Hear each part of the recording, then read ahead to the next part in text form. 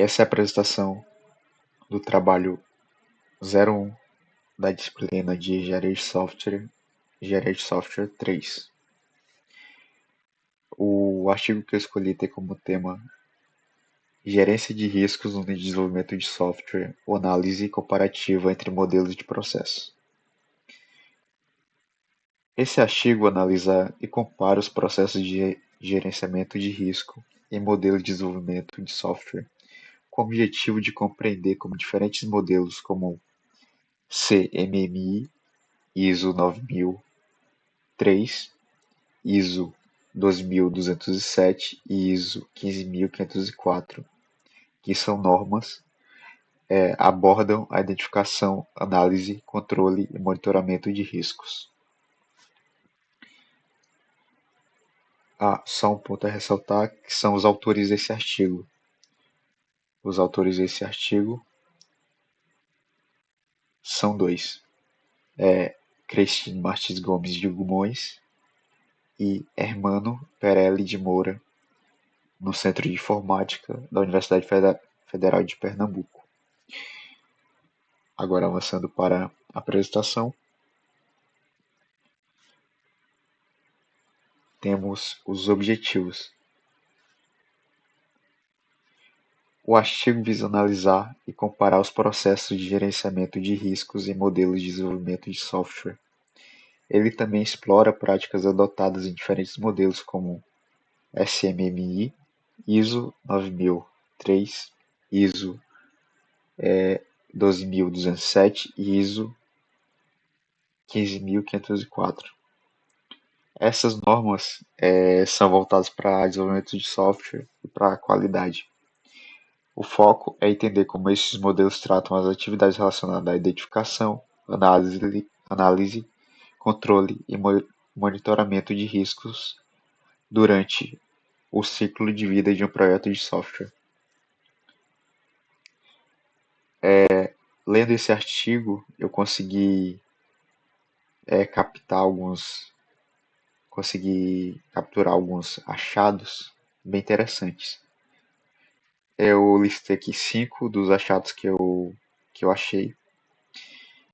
E começando com o número 1, não existe um processo padrão para gerenciar riscos, mas práticas comuns incluem a identificação, análise, priorização e controle de riscos.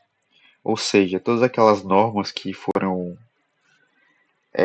faladas na introdução, elas não têm um processo padrão já definido, mas todas têm algo em comum, que é a identificação, análise e priorização e controle de riscos. Aqui na 2, outro achado é a falta de metodologias específicas em relação à execução de atividades para a gestão de riscos.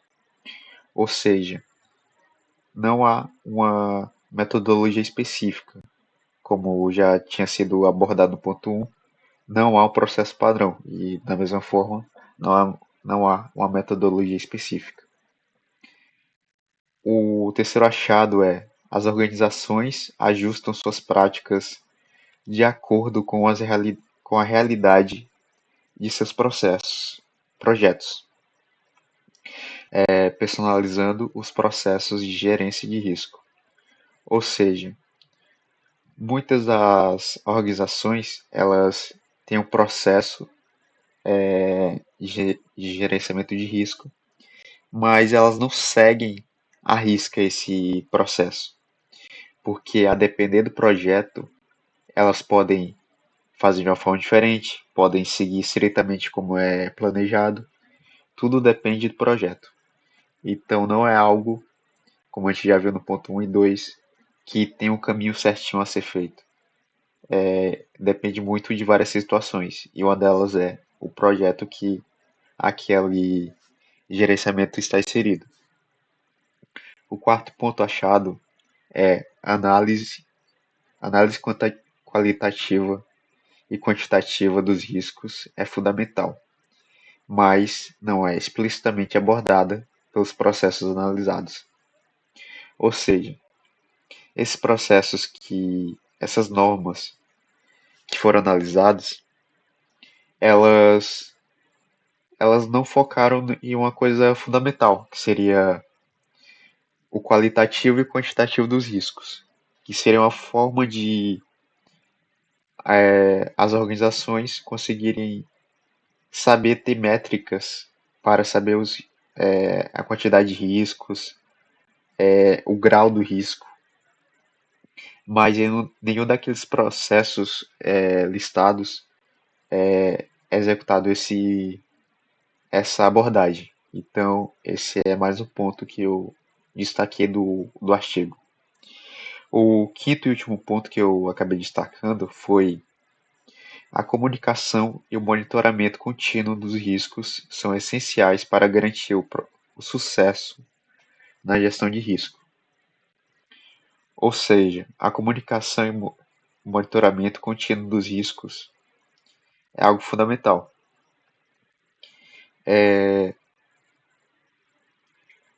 Por que isso? Porque você, quando está monitorando os riscos, você tem eles sob controle.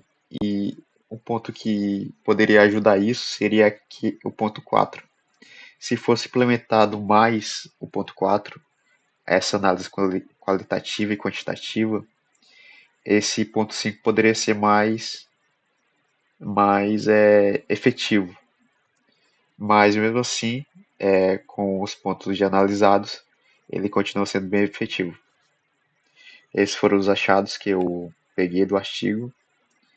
E agora vamos para as conclusões dos autores. A gerenciamento de risco é essencial para alcançar a maturidade organizacional e melhorar a qualidade dos processos de desenvolvimento de software. Ou seja, se a organização quer ganhar maturidade, é essencial que ela foque no gerenciamento de riscos, porque por meio disso ela evita problemas comuns, mas que, mas que não, mas que não deve acontecer. Então, tendo esse gerenciamento de risco, ela tem maior controle sobre isso. Outro ponto de conclusão que os autores apontam é as atividades de gerenciar de risco devem ser realizadas de forma sistemática e contínua durante todo o ciclo de vida do projeto. A ISO 12.207 ela aborda isso do ciclo de vida de processos de software. Então, os autores abordam isso também na conclusão, que as atividades de gerenciamento de riscos devem ser realizadas, mesmo depois que o projeto já está terminado, mas vai haver manutenções nele. Então, é importante que haja essa continuidade no gerenciamento de risco, mesmo após o projeto estar, de certo modo, concluído.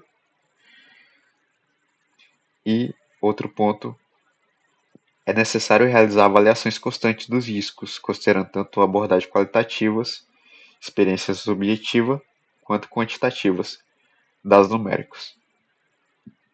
O artigo destaca a falta de detalhamento das atividades de risco nos processos estudados, o que pode ser uma lacuna na implementação eficaz de práticas de gerenciamento de riscos. Agora vamos para as conexões com o livro de Somerville. E aqui na primeira conexão, o livro de Somerville destaca o gerenciamento de risco como uma parte crítica da engenharia de software. Ou seja, o artigo está totalmente ligado a esse ponto do livro de Somerville. Outro ponto é Somerville enfatiza a importância da identificação, análise e mitigação de risco para garantir o sucesso do projeto, que é algo que eu já abordei no ponto anterior das conclusões dos autores. Então, Somerville está totalmente alinhado nesse ponto com os autores desse artigo. O livro também aborda a importância de usar processos bem definidos para o desenvolvimento de software. Outro ponto que se alinha ao artigo é esse. E outra conexão é o artigo complementa os conceitos do livro de Somerville, oferecendo análise comparativa prática sobre como as organizações podem adaptar e implementar esses processos de forma eficaz. Então, esses foram algumas conexões que eu consegui identificar do livro de Somerville e do artigo escolhido. E vamos adiante. E agora eu gostaria de trazer mais algumas implicações práticas, que seria a primeira. As organizações podem usar os insights do artigo para identificar áreas de melhorias em seus processos de gerenciamento de risco. O segundo seria a implementação de metodologias específicas para a gestão de risco, pode aumentar a eficácia das práticas de gerenciamento de riscos. O terceiro seria a comunicação e monitoramento contínuo dos riscos são essenciais para garantir o sucesso na gestão de riscos. E agora, trazendo as contribuições para a pesquisa, o artigo contribui para a compreensão das práticas de gerenciamento de risco em diferentes modelos de desenvolvimento de software. Isso é um dos pontos que o artigo se destaca muito. E outro ponto ele identifica lacunas a áreas de melhorias nos processos de gerenciamento de riscos. Ou seja, ele pega os gerenciamentos já existentes e ele aponta melhorias muito úteis para serem aplicadas. Aqui no ponto 3, o artigo também destaca a importância da avaliação qualitativa e quantitativa dos riscos, ou seja, gerando novas métricas para ter um gerenciamento mais eficaz. Aqui no ponto 4, o artigo contribui para a discussão sobre a importância do gerenciamento de risco para alcançar a maturidade organizacional no desenvolvimento de software. E, por último, temos os próximos passos.